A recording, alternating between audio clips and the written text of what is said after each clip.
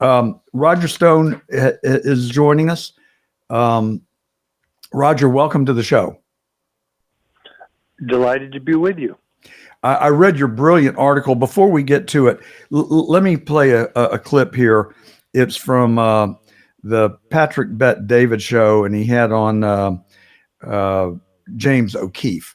And I thought their dialogue is really worth listening to. Tyler, can you play those for us, please? Terminated me. So I just started a new organization called OMG O'Keefe Media Group, which I've been doing. And then they sued me to try to shut OMG down. So in this deposition footage, in the video tapes from federal court, depositions are public proceedings. I took the depositions, I put them in the movie, and you see what happened. And it's an insane story. It's a crazy story. Yeah, well, so the events, the sequencing of the events, which is kind of weird, is when you got the big Pfizer, one of the directors that talks about what they were doing, Rob, if you want to go through the timeline. So the sequencing was kind of weird. When you first are, I want to see if I got the dates here or not. Let me see. Yeah, right there, January 2023. Yes. You know, we hear about the, under your leadership, release an undercover video featuring a man identified as Jordan Tristan Walker. This is the one that he's running out. Yeah, this is the biggest story. This is the biggest ever. Story, guys, of at the peak. The director, the mRNA director of scientific research at Pfizer, talking about mutating the virus at Pfizer. This video was viewed an insane amount of times. I confront this guy. If you remember this, I confronted him with a microphone, and he physically assaulted me. That's right, I remember that. And he took the iPad out of my hand and he smashed it on the ground. Yep. This is the gay date, the gay guy at Pfizer. YouTube took it down. It's still on X. And he's talking about directed evolution at Pfizer, something that Pfizer denies, but he says it. He's a director at the company. And we released this video, and I confront him in a restaurant in New York City. And a week later, I was removed from Project Veritas. So conspiracy theories were abound. Did Pfizer bribe somebody? Did they put pressure on people? This is the guy, Jordan Walker. I'm going to interrupt here because he's droning on. We've running a little short on time, but he gets to the point that he feels like that or believes that his work on the Jeffrey Epstein files had a lot and maybe everything to do, along with the Pfizer thing, of him losing the company that he founded, which was Project Veritas.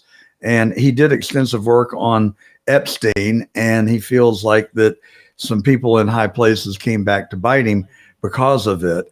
And, Roger, we just had clips from Kash Patel's appearance before the Senate Confirmation Committee, where he said he's going to release the Epstein files day one. And then he went to great length to talk about his abhorrent or his hatred for child trafficking and his disdain for anybody who would engage in that. And then we showed the clip of him on Maria Bartiromo with Dan Bongino, and they both, and it's so rehearsed. It is so obvious.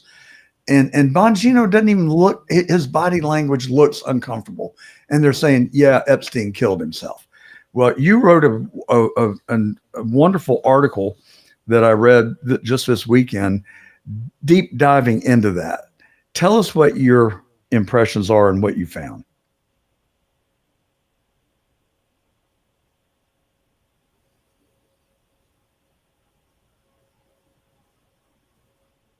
You there, Roger?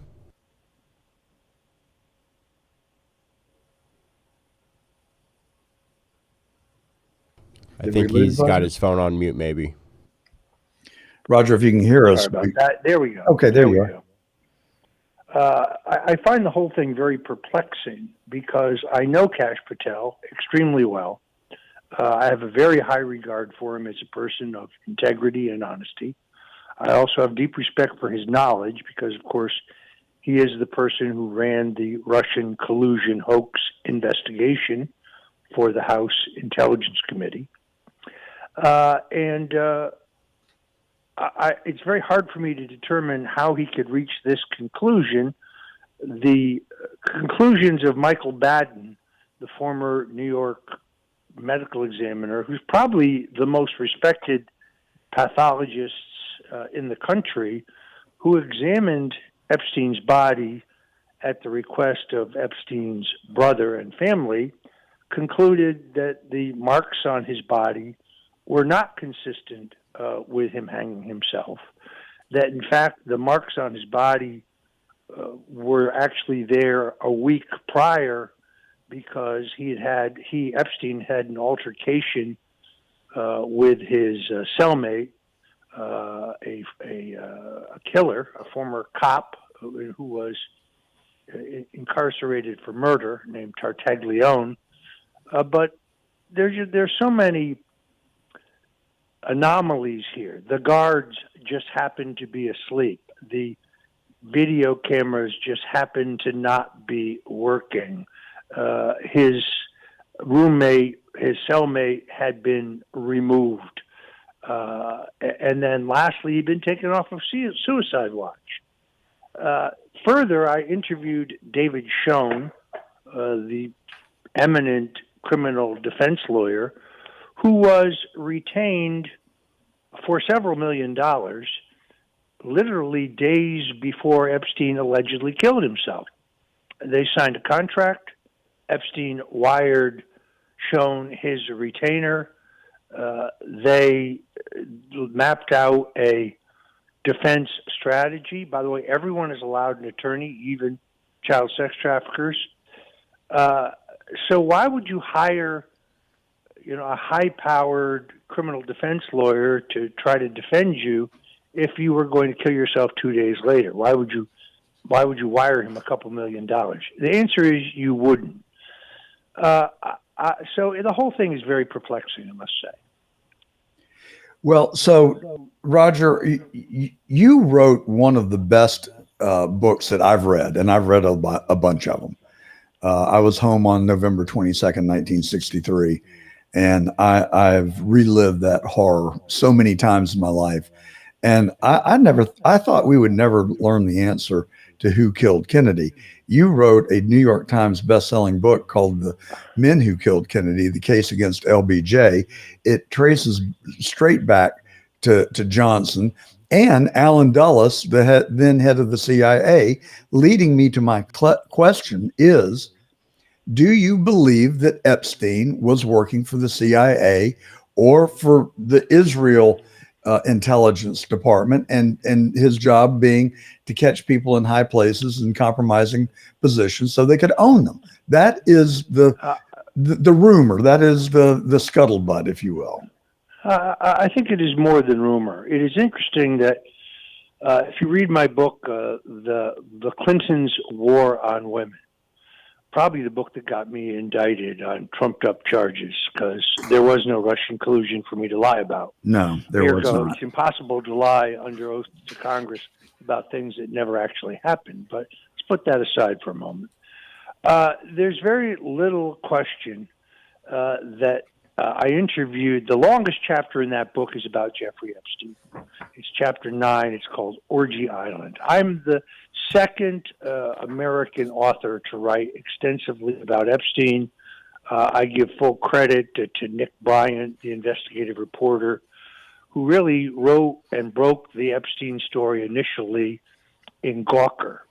Interesting that Bryant, who obtained the Little Black Book of Epstein, who obtained the FAA flight records to see who had been on the Lolita Express, his exclusive jet.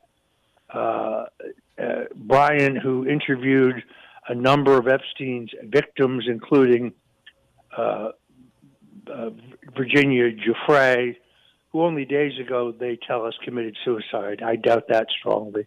I interviewed her extensively. I read every word of her testimony in her lawsuit against Epstein. I gravely doubt that she killed herself. But I know that the police chief in Palm Beach, Florida, conducted an undercover investigation of Epstein, handed the state's attorney an open and shut case for child sex trafficking of 33 underage children, as well as statutory rape. And after Epstein hired Alan Dershowitz and Gerald Lefcourt and Leon Black, three of the best-known criminal defense attorneys in the country, the state prosecutors charged him with one count of solicitation. John, that's like you and I walking into a bar and soliciting a hooker. It's a minor charge, to say the least, a slap on the wrist. And the police chief was very upset about this. He figured that the state prosecutor had either been threatened or he had been bribed, one or the other. By the way, state prosecutor resigns shortly after the Epstein case and then is immediately hired by a number of Epstein's associates to run their criminal defense. So we have the answer to that. The police chief goes to the U.S. attorney for South Florida, and he complains. He points out that he had handed over a comprehensive case for child sex trafficking and statutory rape and other crimes, and that the state prosecutor, had given Epstein a walk. Alex Acosta, the U.S. attorney, conducts his own investigation, and then after 6 months, rubber stamps the state charge and puts a seal on the entire matter, so none of us would ever know anything. The Palm Beach Post newspaper goes to federal court to get that information unsealed, and after a 2.5-year legal fight, they're successful. Later, Acosta, the same Alex Acosta who was the U.S. attorney, was appointed Secretary of Labor by President Donald Trump. Now, interestingly, I know where no you're going. one ever told Trump that Acosta had been the prosecutor who gave Epstein a pass. The president was completely unaware of that. And in preparation for his confirmation hearings, I know the lawyer who worked with him in preparation. When they said to Acosta, "What are you going to say if they ask you why you gave Epstein a pass?" He said, and I quote, "I'm going to tell them the truth, that the head of the CIA contacted me and told me that he worked for them and that I was to rubber stamp the state charges and seal the case." There you have it. Bingo. So my question is, Roger, I am a devotee of Donald J. Trump. I believe in him so much. It has been my excited belief that he would be able to cure and tame the deep state. Now you see the head of the FBI, the assistant head of the FBI, and the Attorney General of the United States showing less than enthusiasm for releasing all of the tapes. I mean, one of the things that James O'Keefe said on one of the clips that I wanted to play, and we're kind of running short of time, is that Pam Bondi said in a public place to an undercover reporter for OMG Media, that's O'Keefe's new media company, that it was taking so long because they had tens of thousands of videos of showing people having sex with underage minors. And then she repeated it to the national media. Yet we're not getting the evidence. And it's feeling like more of the same. Well, first of all, I think the jury's still out. I'm not prepared to reach a conclusion yet, other than to say that I'm concerned. But first of all, we know that when they raided Epstein's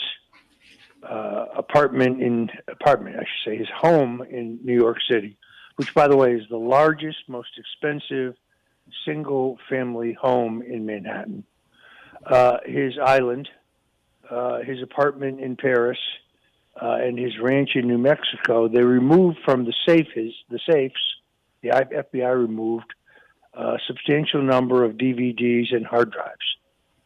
So my question is, where are they? Now, they would be very graphic. They'd be pornographic. They would also expose the identity of the victims. So I don't expect them to release them, but they can release a list of the names of those who were being entertained by Epstein. We know some of these names already.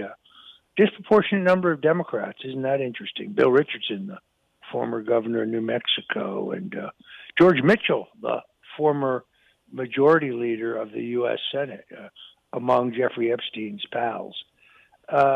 This is all in my book, by the way, the Clintons' War on Women.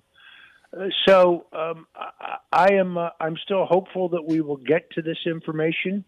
I'm not quite sure how they'll do it because they cannot release the actual tapes. As for the list per se, there is no list, in my opinion. If you look at Epstein's phone book, which is cited in my book, it's also reported by Nick Bryan at Gawker. Not everyone in his list is guilty of a sex crime. It's his entire phone list. I suspect many of the people listed in there are, but many of the people in there are not. I'm still hopeful that we will get to the bottom of this, although frankly, I'm more concerned with more current problems. I'm sorry, but I don't believe Thomas Matthew Crooks, acting alone, shot at Donald Trump in Butler, Pennsylvania. Why the rush to cremate his body? Why did we hose down the roof from which he shot almost immediately? It's just like they hosed out the back of the limousine that John F. Kennedy was killed. They cleaned it out with a hose within an hour. Are you reading my notes, Roger? That was the next thing I was going to ask you about. The similarities. We didn't even have the. Go ahead. Well, just the similarities to Butler and Dealey Plaza are unmistakable. The reduced Secret Service detail, as you said, the destruction of evidence. And are you familiar with Maxwell Urich? I think I may have been the first person to raise his name, and that's because almost immediately after the shooting, a source of mine who's in in Pennsylvania law enforcement called me on the phone and said that he believed that the shooter was not Thomas Matthew Crooks, but Matthew Urich, a man who had been arrested previously at an altercation at a Trump event in Pennsylvania. So I speculated about. I didn't say flatly that Urich was the shooter. I said a law enforcement source has contacted me, arguing that Matthew Urich was the actual shooter. It's not an assertion; it's a report of something that happened. Well, I'm going to send you a YouTube video on Maxwell Urich that I've watched several times. Maxwell Urich had gauges, and he took them out, and the gauges left a scar on his ear. If you zoom in on the shooter on the AGR building, the shooter had a scar on his ear. Thomas Maxwell Crooks had no gauges, had no pierced ears, had no scars. And so I think that you're onto something about Maxwell Urich. He also drove a white van to Butler from Mesa, Arizona, which is titled to Urich Munitions. That's his father's company. Urich Munitions provided arms to third world countries, we are told. And Maxwell Urich's parents filed a missing persons report on him on July the 14th and the day after Butler. And he, to my knowledge, has not been seen or heard of yet since. He also fought in the Ukraine and was believed to have had ties with Ralph, the West Palm Beach would-be assassin. It stinks to high heavens. And, you know, Roger, I have no interest, frankly, in the names in Epstein's book. I'm not interested in the videos. What I am interested in is an admission, if it's true, and I happen to, my instinct tells me it is, that he was working for the CIA. I want an admission that the CIA killed Kennedy. I want an admission, if it is true, that there is linkage between the CIA and these assassins. And I am sick to my stomach of the intelligence community committing crimes against our nation's laws and against the laws of God. And I don't know how they rationalize it, but I think it is a problem. and that they've got a stranglehold on our country. And if my suspicions are correct, we will never regain the moral authority to lead this world. And God knows there needs to be someone that has the authority to lead and represent truth and virtue. We've lost it. I agree with that. I think among President Trump's very best appointments is that of Tulsi Gabbard as the Director of National Information. As you may have noticed, she is rooting out quislings, spies, traitors, fellow travelers. This week we fired 100 people from the national security apparatus. She's referred several dozen others to the Justice Department for prosecution for illegal leaking. We've seen no scandals connected to her, as we've seen missteps by others in the administration.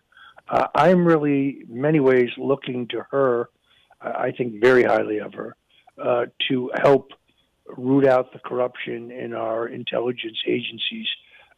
There's no question, if you read my book on the Kennedy assassination, the man who killed Kennedy, the case against LBJ, or if you follow these hearings, which Congresswoman Anna Paulina Luna has done a superb job on, that the Central Intelligence Agency is one of those complicit in Kennedy's murder.